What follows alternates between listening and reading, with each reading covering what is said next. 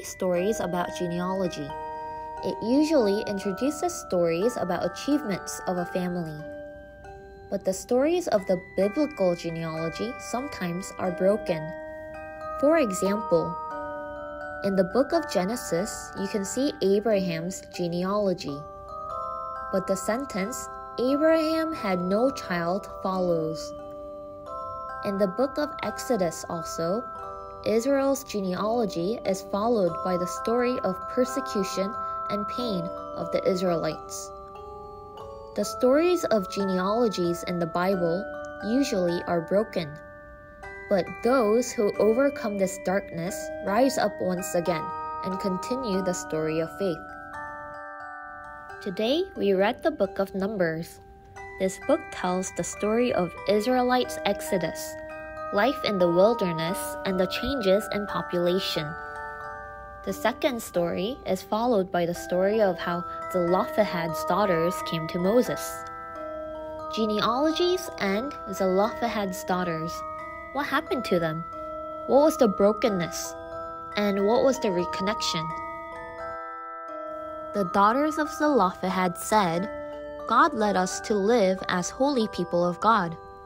Our father died and left 6 daughters but no son. When God distributed the land of Canaan, only sons were able to receive property. But what about families like us that have no sons?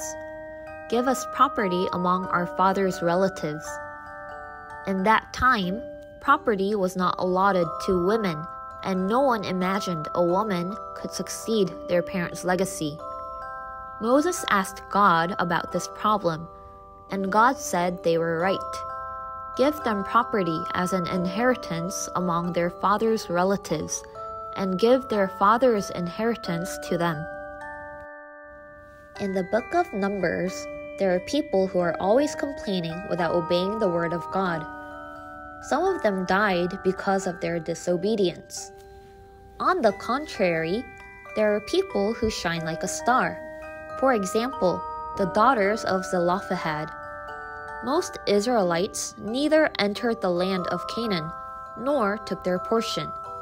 But these women were convinced that God would give them the land, and they did expect that they would live as holy people of God and that they would live obeying the word of God.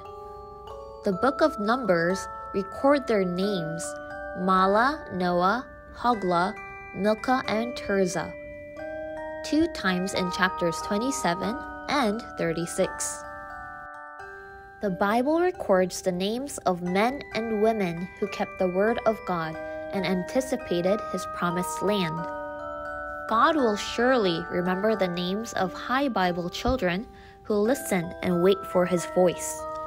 Let us enjoy a week together with God, anticipating and keeping his word.